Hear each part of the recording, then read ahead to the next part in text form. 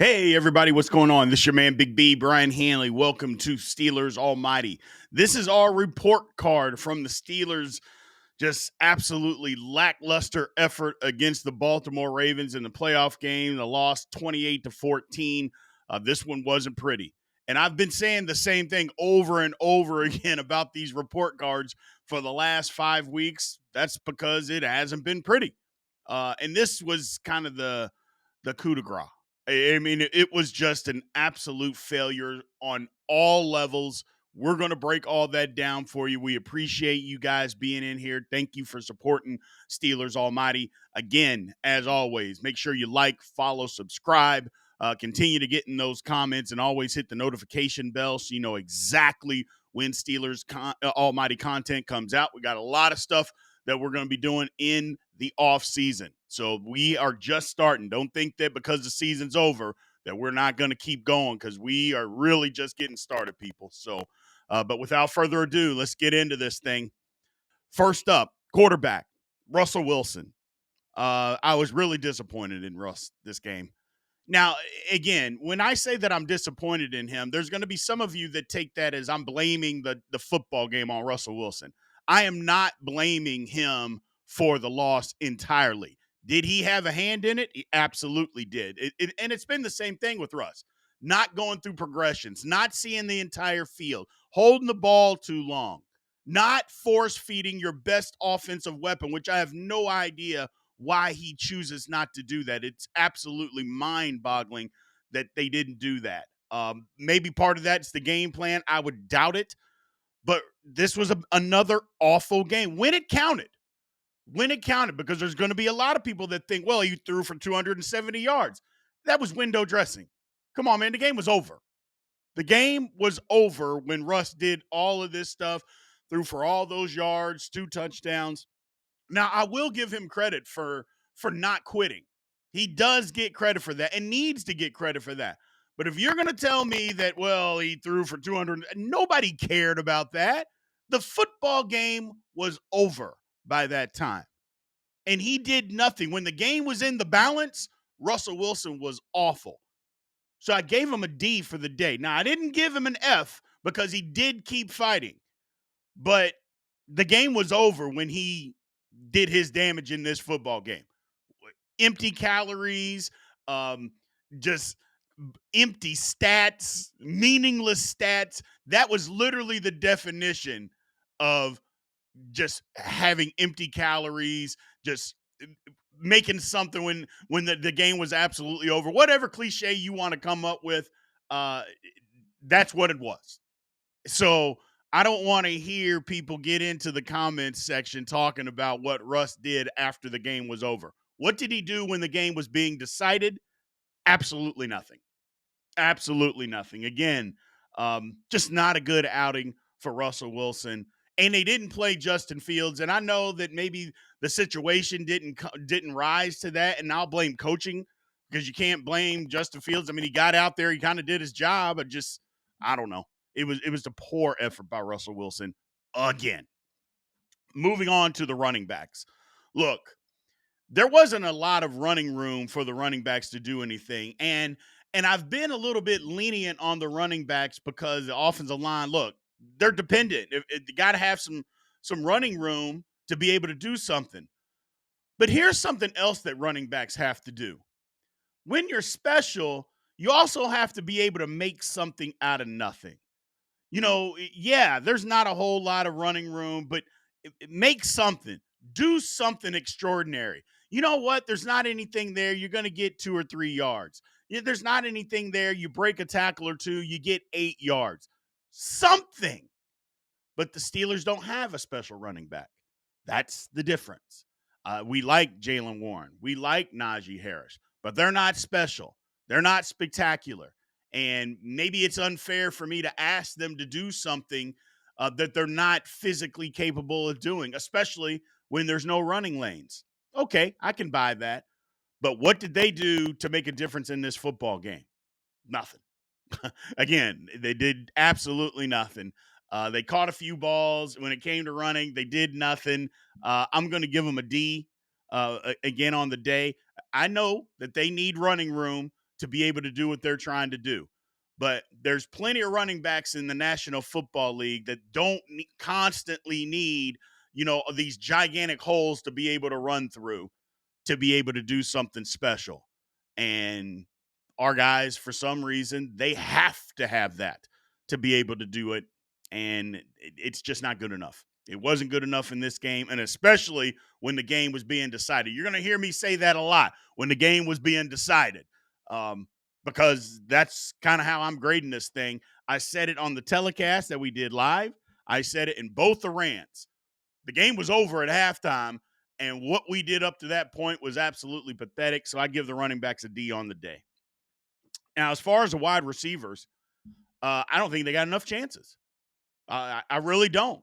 Look, we can talk about Pickens, and you can talk about his lack of effort, and he has a lack of effort. But what Pickens said in the post-game press conference, everybody's giving him hell for it because they asked him, did he see a future with with the offense, with it growing? Because they asked him first, did they see any growth? And he said, yeah, from the time that I got here, from the time to now, absolutely, I see any growth. You see any future with that? Nah. And he's being honest. Now, should he have said it? No. I mean, he can think it all he wants. And what he said is actually probably true, but you can't say that in the public. But he was being honest. And hey, sometimes, there's things that Pickens has said to the press that you're like, man, what are you doing? For me, this wasn't one of those times. And they didn't give the wide receivers enough opportunities early in the football game. They should have been force feeding the ball. But then again, what are you going to do? You did come out throwing. You came out at the very beginning of the game and you said, you know what? They're going to give us this 5 to 7 yard stop route. We're going to take it. And what does Pat Freiermuth do? He drops the ball. Set the tone, drop the football.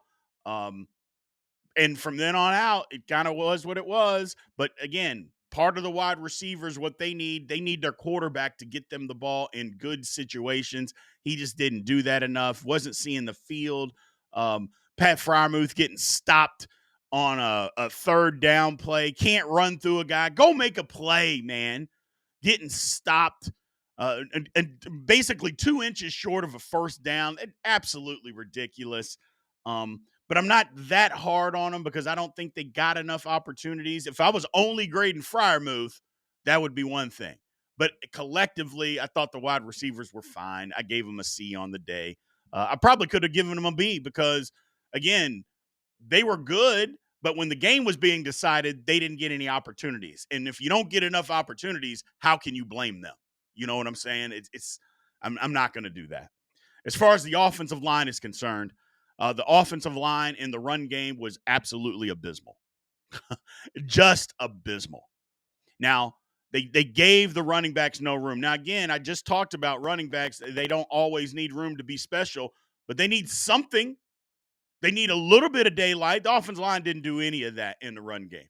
Now, you can tell me how good Baltimore is against the run. That's fine, but other teams have figured out ways to run the ball, at least somewhat. Steelers couldn't even do that. They had 29 yards rushing in this football game. 29. Now, granted, they didn't run it 40 times, but they had to stop because they couldn't run the ball because they got behind. But when we did try, even when we were up or down 100 points and they knew we were throwing it on every down, even then when we tried to run the football, we couldn't run it. Maybe some of that, Spencer Anderson in the game. Spencer Anderson wasn't terrible in this football game. Now, he wasn't great in the run game, but he was pretty good in the pass protection.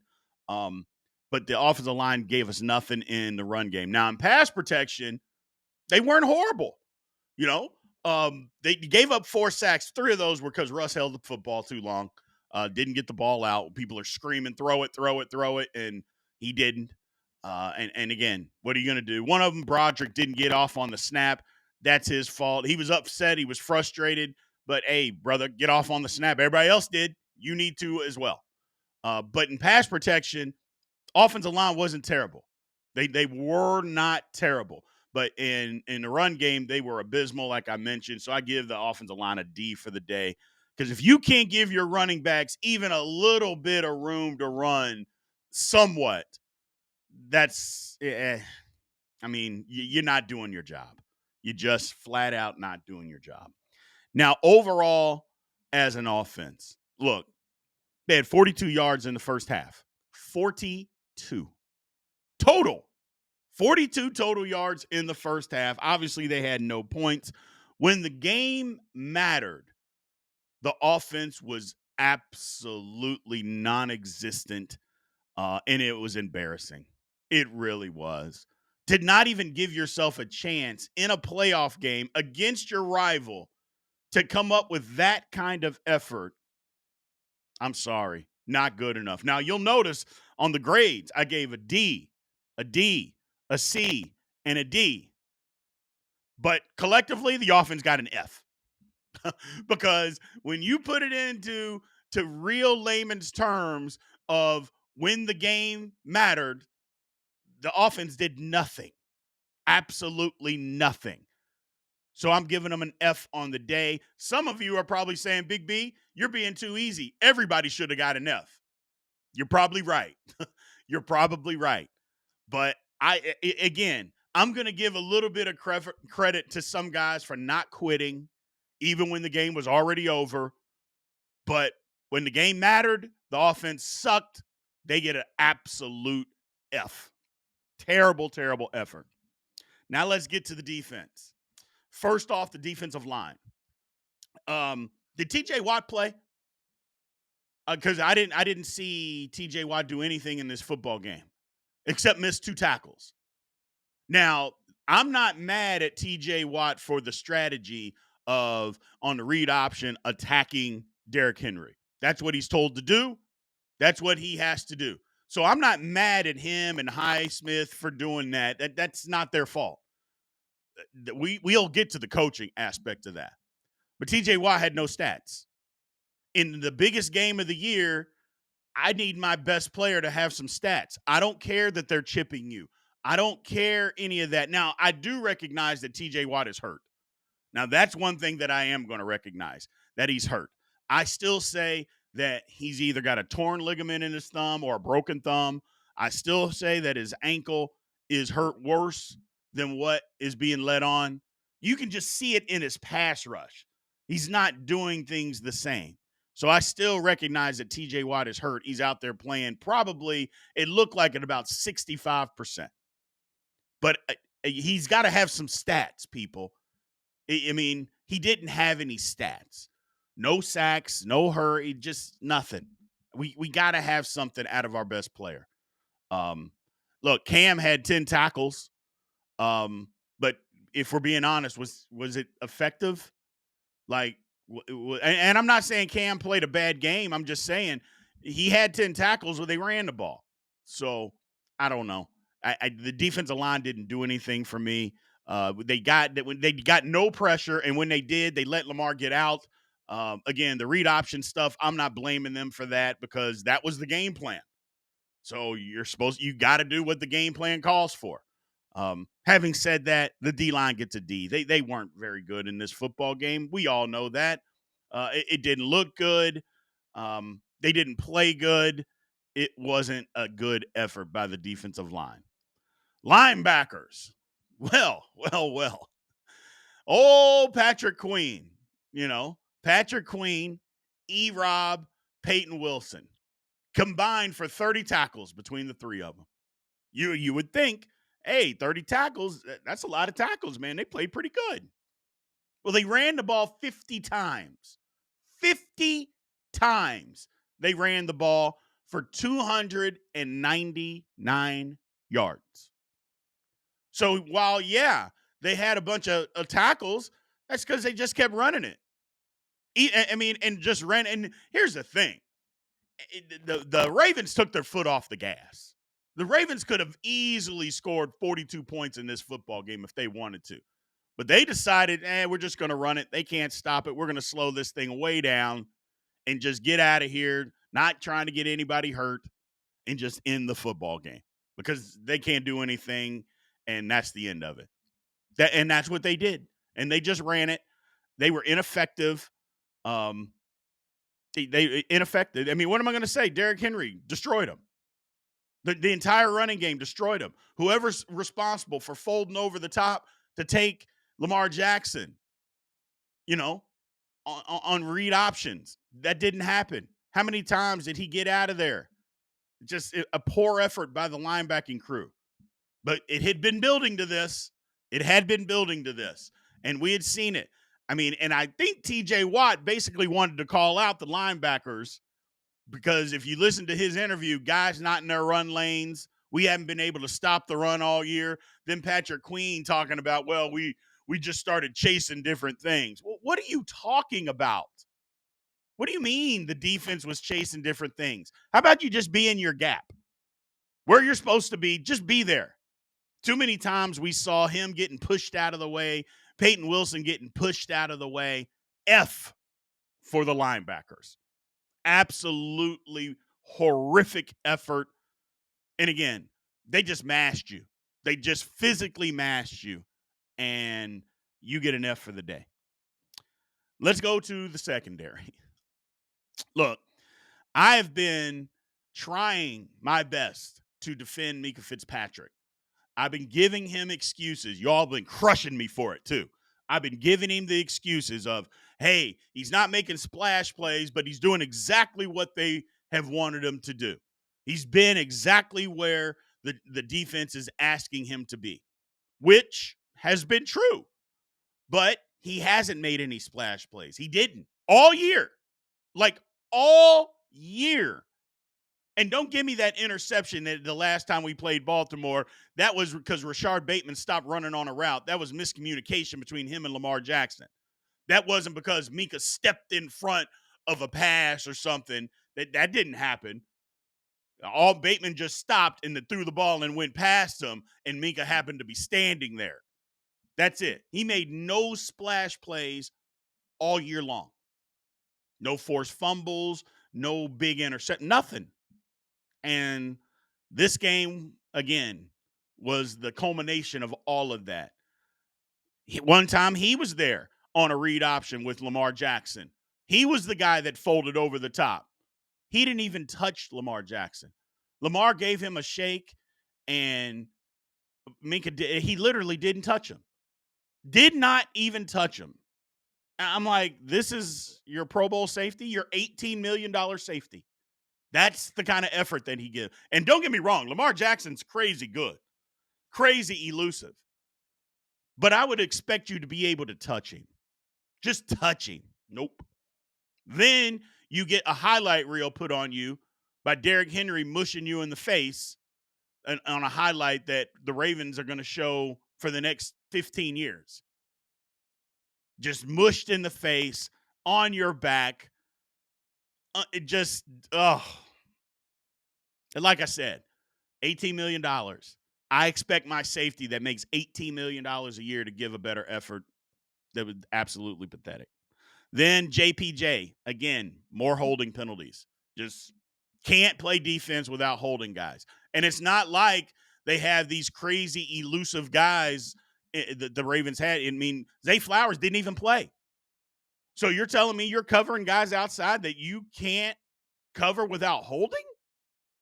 Come on. I mean, I know people want to say that he's a shutdown corner. I mean, when is that going to happen? Because we didn't see any of that this year. I'm not saying he was terrible, but shutdown corner? Yeah, that's not what JPJ is. He's not that. Serviceable? Yes. Shutdown? No. Dante Jackson comes back after being hurt. First time he gets tested, Rashard Bateman runs a lazy crossing route in the end zone on third. I mean, lazy. And Dante Jackson, first off, gives him a 10-yard cushion. So he started out in the end zone, backpedals, and then when the crossing route comes, he never even gets close to Rashard Bateman. And he's wide open for a touchdown. Didn't jam him, didn't try to redirect the route, didn't get in front of him, wasn't even close to him to attempt to knock the ball down.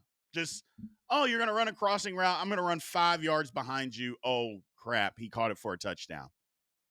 Horrible, horrible effort by the defensive back. And then we had Cam Sutton who got embarrassed all game long. I mean, Cam Sutton had no business being signed by the Pittsburgh Steelers. First of all, for PR, the guy ran from the police, supposedly beat up his girlfriend. I don't know if any of that actually happened. I know he ran from the cops for almost a month. Then we signed the guy. Okay, fine. He can't play for 8 games. He was a non-factor for the Steelers this year. I would have rather had Beanie Bishop out there all the time. And I was hard on Beanie Bishop this year because there were times that he wasn't doing things right. But you know what? Beanie Bishop made plays when he could make the plays. Yes, he got beat from time to time. Well, Cam Sutton got beat all the time. So why not get Beanie Bishop out there and let him learn so he can get better? But instead, you put Cam Sutton out there who just absolutely got torched. It was disrespectful, disgusting, a horrible effort by the defensive backs as a whole. They get an F for their efforts, I should say, for their efforts against the Baltimore Ravens. And then the defense as a whole, look, 299 yards rushing, 2 touchdowns. Lamar Jackson went 16 for 21, 76% for another 2 touchdowns. And you think, okay, they scored 28 points. I mentioned this before. The Ravens could have easily had 42 points if they wanted to. At least that. They just took their foot off the gas. They just say, we don't want to get anybody hurt. We got a bigger game next week. We got this one in the bag. The defense gave no resistance when the game mattered. Like I said, it was 21-0 at halftime. Horrible effort by the defense. They get an F overall. I don't know what else to say. I think I've pretty much covered it. They basically got bullied. The defense got bullied. Just uncle. That's literally what they called. We screamed out uncle, and Baltimore gave us some grace. Ugly, ugly, ugly. Special teams was good. Look, Boz didn't do anything because he wasn't in position to. But Corliss Waitman, I mean, hell, 5 punts, all inside the 20. He averaged 51 yards a punt and a long of 60. You know, our 2 kickoffs went in the end zone, so there was no kickoff coverage. So special teams gets an A. It was good. I mean, Waitman, 5 punts inside the 20-yard line, all 5, and you're averaging over 51 yards a kick. That's pretty good, man. With a long of 60, yeah. Yeah, absolutely. I'll take it. Now let's get to the coaching. We'll start with the defense. The game plan early on the read option was flawed. That is not what the Steelers have done previously against Lamar Jackson. What they have done is they always made sure to hit Lamar. That's been their game plan. It always has been. Was, hey, any read option, we're going to hit Lamar. Now, I understand they didn't have Derrick Henry previously in, games past. So not stopping Derrick Henry is something different. Well, we didn't even try to make an adjustment or change. It's like, okay, look, he's reading it. If he's going to read it, we have to have an adjustment for that. The Steelers never adjusted. They literally never adjusted. I'm like, so you're going to continue to do this the whole football? Yeah, you did. They never adjusted. They said, we're going to hit Derrick Henry. And Lamar said, okay, you can hit him, but I'm going to keep it. And there's nobody there. Oh, the 2 times that somebody is there, one time is Minka Fitzpatrick. I'm not even going to let him touch me. And another time, Peyton Wilson was there, and he tackled him. It was amazing. So it's just like, man, what are we doing? That I just thought the plan was the plan actually is fine. Not making the adjustment is where the problem comes in. Is that, hey, this is the plan that we have. Okay, it's not working. We got to adjust on the fly here because what we were trying to do, they've countered it. So now we've got to counter. Yeah, that never happened. That never happened. Unbelievable. And then we got soft up the middle. Terrible. Offense, early on, not enough. Force the football to George Pickens. Hey, Russ, I don't care if he's covered. Throw him the ball. Hey, Russ, your first read is George. If it looks even remotely like he's open, just throw him the ball. Give him a chance. I went into this game saying that George Pickens needed to have at least 15 targets. He got 5. 5. 1 in the first half. I'm just like, what, whose game plan was that? Like, what are we doing? And yes, I get it. George, I get his deficiencies, but he is the best offensive weapon that we have. And in an all or nothing game, you're going to give him 5 targets. Only one of those targets come when the game is actually in the balance. I just don't understand it. Now, you could say that that's Russ. I'm not going to disagree with you. But you can also say the coaching was pathetic. Let's just put it out there. They didn't adjust. The game plan on offense was bad. Or if it wasn't bad, they didn't adjust. The defense definitely didn't adjust. First of all, the plan was bad. And then when that bad plan didn't work, they made no adjustments. The coaching gets an F. I don't even want to keep talking about it. The coaching gets an F. And overall, the Steelers, look, the game was over at halftime. We know that. I'll give them credit for not quitting, and they cut the lead 21-7. They come out, they get a touchdown, but Baltimore literally came out and said, yeah, okay, you want to put up a little bit of a fight? We'll take this. And it started, I remember the drive vividly. Started out, Steelers get a sack. It's 2nd and 20. You're thinking, okay, Steelers have made some changes here. We're going to come out and we're going to play a little football. They immediately throw a first down to a wide open receiver. I don't even remember his name, on the sideline for 21 yards. Then Derrick Henry runs. Or no, they throw another ball to Likely. He shook Cam Sutton out of his shoes. And then Derrick Henry ran for 44 yards. That was literally the drive. 4 plays, 70 yards, touchdown, 28-7, ball game over. Just when you thought the Steelers were going to fight, Baltimore said, nah, you put up a fight? Or better yet, you punch me? Oh, well, take this. And that's what happened. It was just horrible. Horrible, horrible, horrible. Overall, the Steelers get an F for this football game.